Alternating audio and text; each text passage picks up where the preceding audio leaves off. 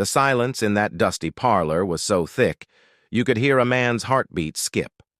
5 young women stood in a nervous line, their Sunday dresses crisp and proper, their eyes downcast like they were being sold at auction.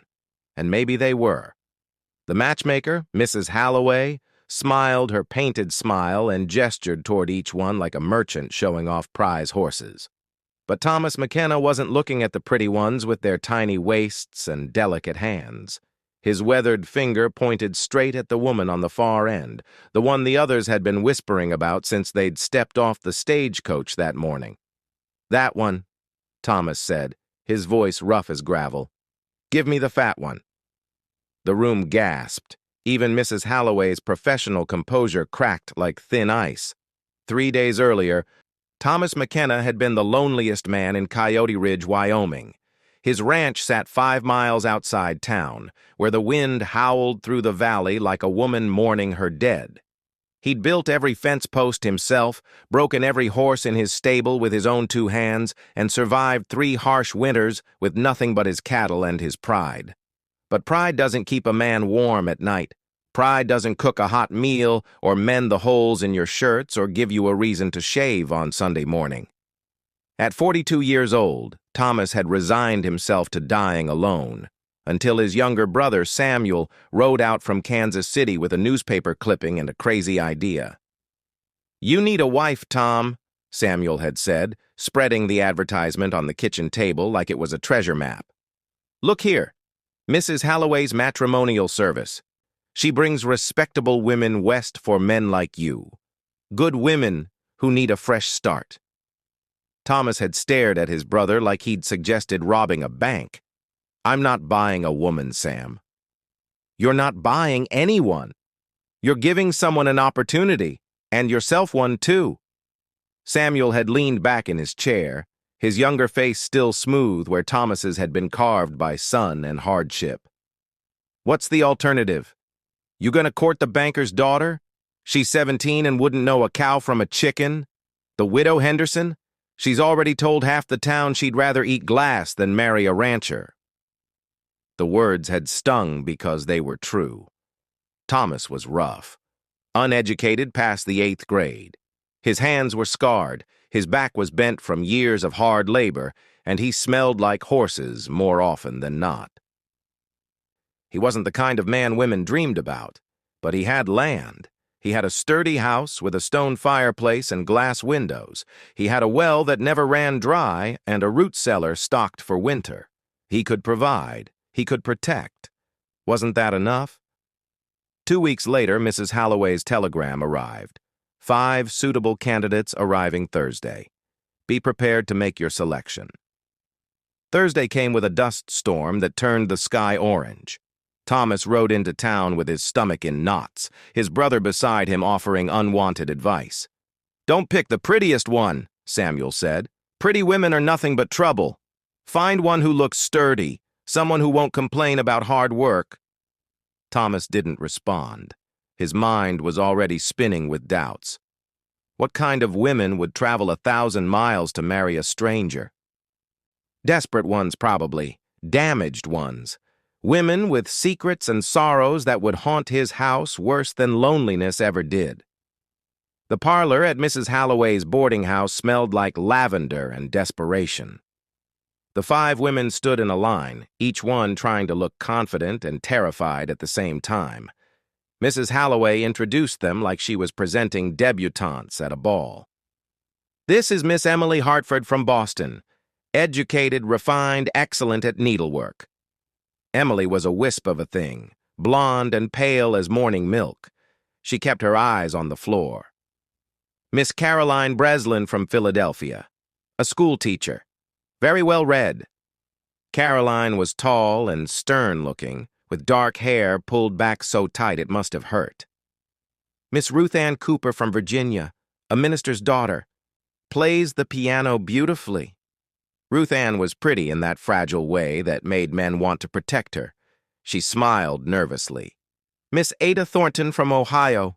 Strong constitution, raised on a farm." Ada was sturdy, yes, with capable hands and a direct gaze that sized Thomas up just as much as he was sizing her up. And finally, Miss Beatrice Wells from Missouri. Mrs. Halloway's voice had changed on that last introduction. Gone cold. Beatrice stood at the end of the line, apart from the others, and Thomas understood why immediately. While the other women were slender and proper, Beatrice was round. Not just plump, genuinely fat, with a soft middle that strained against her dress and arms that dimpled at the elbows. Her face was moon-shaped and plain, her dark hair frizzy despite obvious attempts to tame it. She didn't look at anyone. Just stared at a spot on the wall like she wished she could disappear into it. Thomas watched something flicker across Mrs. Halloway's face when she said Beatrice's name. Disdain, maybe even disgust poorly hidden. He'd seen that look before. The way town folks looked at him when he came to church smelling like sweat and manure, the way the banker's wife clutched her daughter closer when he walked by. "Now then, Mr. McKenna," Mrs. Halloway said, her voice dripping with artificial sweetness. "Take your time. Perhaps you'd like to speak with each young lady privately. I'm sure you'll find Miss Hartford or Miss Breslin particularly—" "That one." Thomas pointed at Beatrice. "Give me the fat one." The silence that followed was deafening. Samuel grabbed his arm. "Tom, what are you— I've made my choice." Thomas kept his eyes on Beatrice, who had finally looked up, her face a mixture of shock and something else. Fear, maybe, or disbelief. Mrs. Halloway's mouth opened and closed like a fish gasping for air. "Mr. McKenna, perhaps you didn't hear me properly. Miss Hartford is from an excellent family, and Miss Breslin—" "I heard you fine, ma'am. My ears work just fine." Thomas stepped forward, his boots heavy on the wooden floor. "Miss Wells, that's my choice." Emily Hartford let out a small, offended gasp. Caroline Breslin's face went red. Ruth Ann looked relieved, or maybe disappointed. Ada Thornton just nodded, like she'd expected as much, but Beatrice Wells looked like she might faint. "Sir," Beatrice's voice was barely a whisper. Are you certain?" "Don't question a man's word, girl." Thomas wasn't sure where the words came from, but they felt right. "If you're willing, we'll marry tomorrow. If not, say so now." The room held its breath. Beatrice's hands twisted in her skirt, her eyes searching his face for mockery or cruelty. Thomas kept his expression neutral, though inside his heart was hammering. What was he doing? He'd come here planning to pick someone sensible, someone who wouldn't expect romance or poetry. But something about the way Mrs. Halloway had said that last name, the way the other women had shifted away from Beatrice like she carried disease. It had lit a fire in his chest he hadn't felt in years. "I'm willing," Beatrice finally said, her voice stronger now. "Thank you, Mr. McKenna." Mrs. Halloway looked like she'd swallowed a lemon. "Well, this is highly irregular. Miss Wells, are you certain this is what you want? Perhaps you'd like time to consider." She said yes. That's the end of it. Thomas turned to his brother. "Sam, go fetch Reverend Mitchell. Tell him there'll be a wedding at the church tomorrow morning, 8 o'clock sharp." As Samuel left, muttering under his breath, Thomas turned back to Beatrice. Up close, he could see the fear in her eyes had been replaced by something else. Determination. Pride, maybe. Her chin lifted slightly. "I'm a hard worker, Mr. McKenna," she said quietly. "I won't be a burden to you." "Good. I need someone who won't break when the wind blows." He cleared his throat, suddenly awkward. "I have a decent house, food enough for winter. I can't promise comfort, but I can promise safety and respect." "That's more than most women get." Beatrice's lips curved in something that wasn't quite a smile. "I'll do my best to be a good wife to you." Thomas nodded and turned to leave, but Mrs. Halloway's voice stopped him. "Mr. McKenna, I must insist you reconsider. Miss Wells she's not suitable for a man of your standing. The other ladies are far more—" "Ma'am." Thomas's voice went cold as winter. "If I wanted your opinion, I'd have asked for it. Now, I suggest you help Miss Wells gather her things. She'll be staying at the boarding house tonight, and I'll collect her tomorrow after the ceremony." He walked out into the dusty street, his brother jogging to catch up. "Tom, have you lost your mind? That woman is—" "Enough, Sam." Thomas stopped so suddenly his brother almost ran into him. "Not another word about her. You hear me?" Samuel threw up his hands. "Fine. It's your life, your funeral. But don't come crying to me when—" "I won't."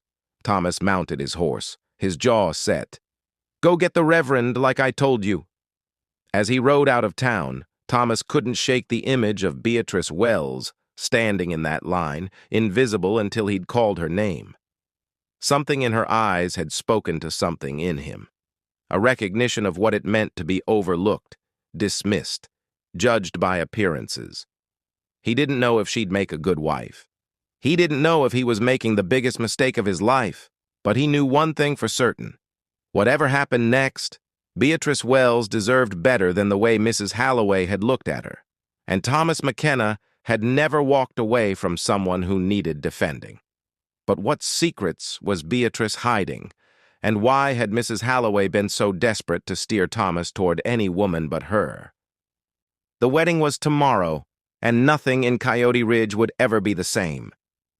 The church bells rang across Coyote Ridge like a death knell. Thomas stood at the altar in his Sunday suit, the only suit he owned, his collar strangling him, his palms sweating despite the cool morning air.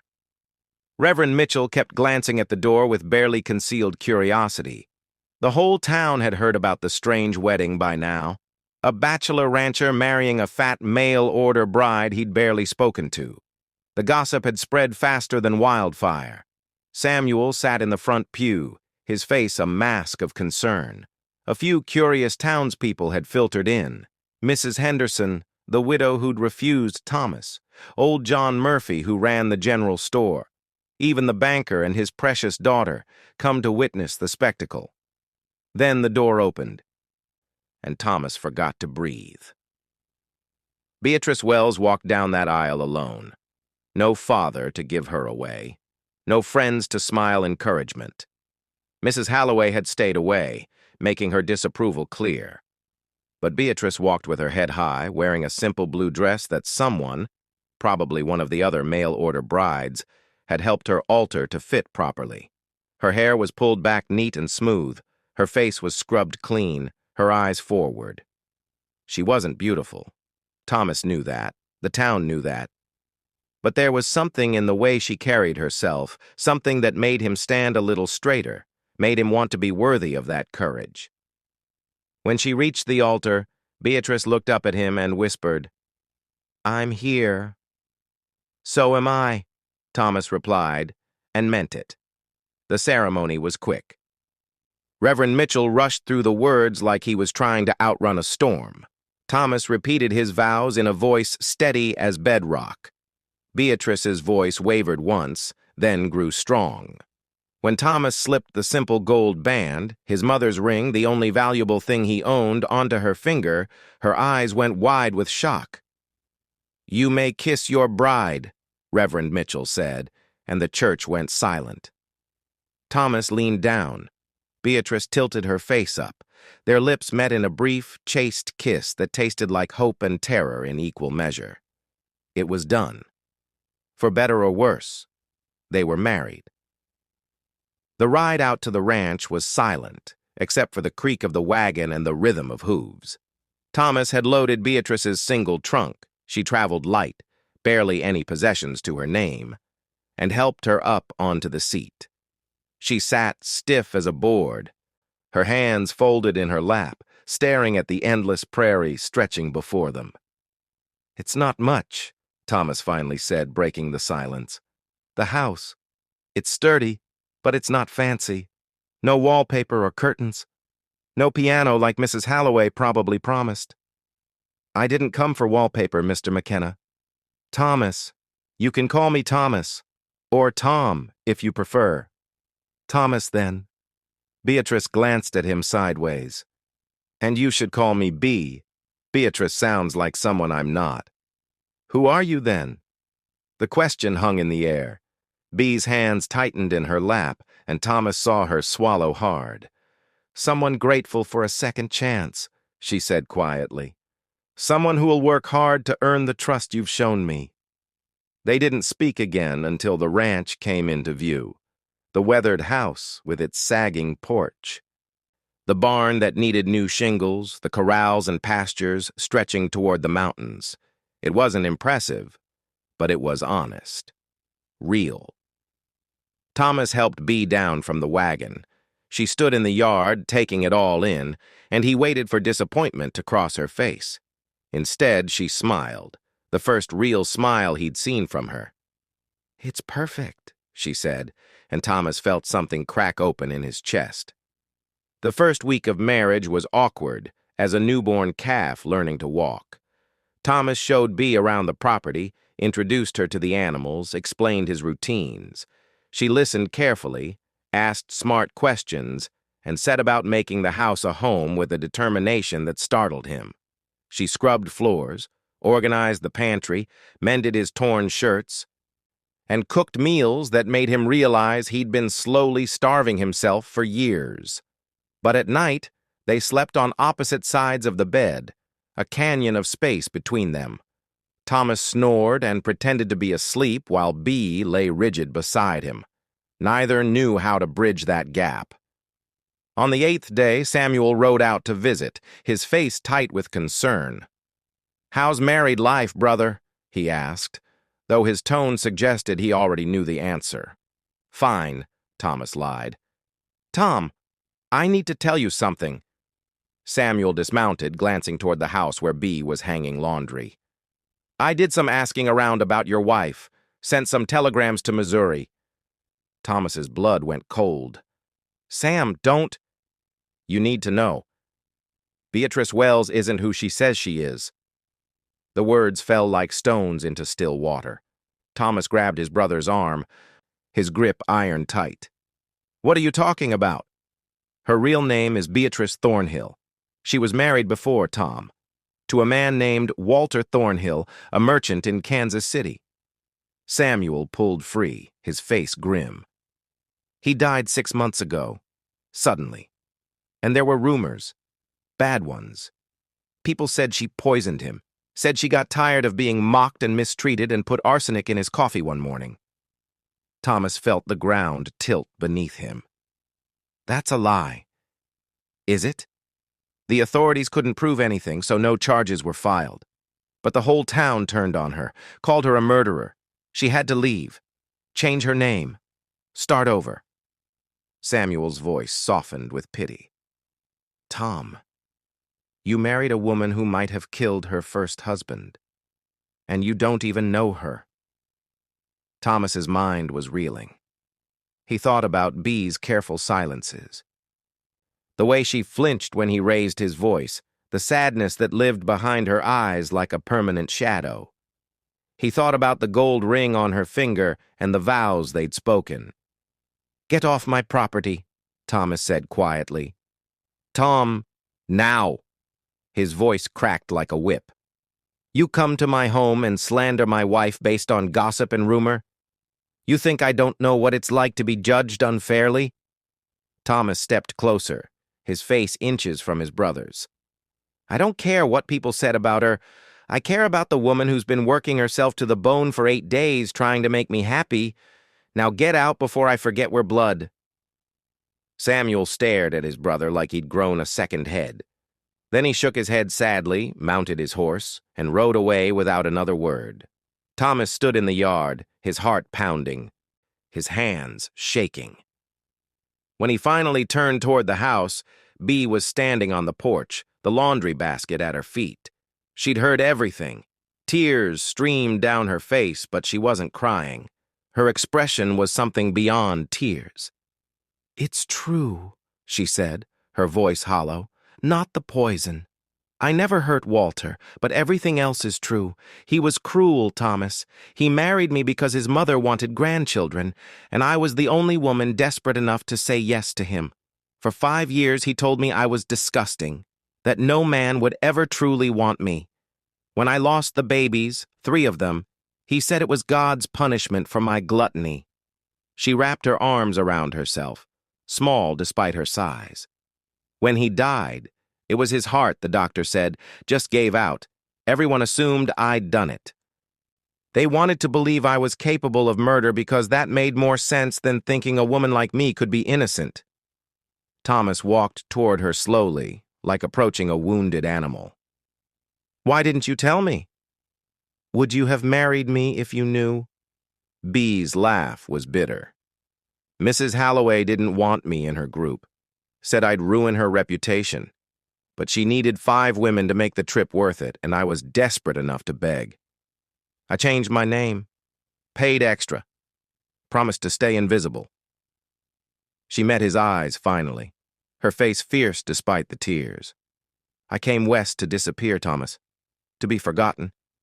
I never expected anyone to choose me, especially not someone kind. The word hit Thomas like a punch. Kind. Was that what she thought he was? He'd chosen her out of spite, to prove something to Mrs. Halloway and to himself. He'd chosen her because she reminded him of his own loneliness, not because he'd seen her, not because he'd cared, but these past 8 days he'd watched her transform his house. He'd tasted her cooking and seen her gentleness with the animals. He'd noticed how she hummed while she worked, how she saved scraps for the barn cats, how she'd patched his favorite shirt with such tiny, careful stitches you could barely see the repair. He'd begun to care. And now he had to decide what kind of man he wanted to be. Thomas climbed the porch steps and stood before his wife. Did you kill him? No. The word was absolute. But I won't lie and say I mourned him. Good. Man like that doesn't deserve mourning. Thomas reached out slowly, giving her time to pull away. When she didn't, he took her hand. I don't care about rumors, Bee. I care about the truth. And the truth is, you've been a better wife in 8 days than I had any right to hope for. You don't have to. Yes, I do.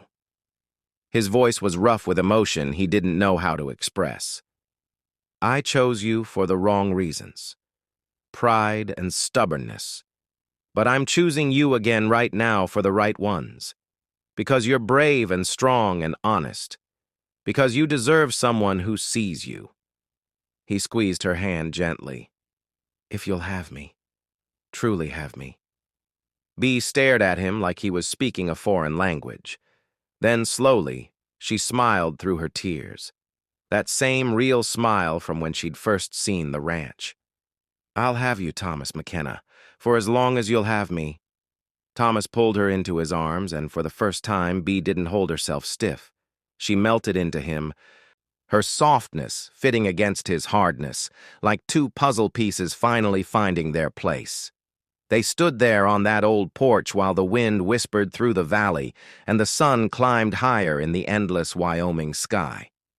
People are going to talk, Bee murmured against his chest. When your brother spreads the story, let them talk. This is our land, our home, our life. No one else gets a vote. She pulled back to look at him, her eyes searching his face. Why did you really choose me that day? In the parlor? Thomas thought about lying, about making himself sound noble. But she'd given him truth, so he owed her the same. Because when Mrs. Halloway said your name, her voice went cold. And I know what that feels like. To be looked at like you're less than human because you don't fit what people expect. He brushed a strand of hair from her face. I didn't choose you because I'm kind, Bee. I chose you because I'm stubborn and angry and tired of people like her deciding who deserves dignity. Maybe that makes me a fool. Then we're both fools. Bee kissed him softly. A real kiss this time, full of promise and possibility. Lucky for us, fools get second chances out here in the West. 6 months later, Thomas and Bee McKenna stood in the yard watching the sunset paint the mountains gold. The ranch was thriving. The house had curtains now, sewn from fabric Bee had bought with money from selling her preserves in town. The barn had new shingles. The garden overflowed with vegetables. And Bee was expecting, the doctor had confirmed it last week, adding that she looked healthier than half the thin women in Coyote Ridge. Samuel had eventually apologized, shamefaced, admitting he'd been wrong. The other mail-order brides had all married too, though none seemed as content. Mrs. Halloway's business had dried up after word spread about how she'd treated Beatrice. But the best revenge was no revenge at all. It was happiness.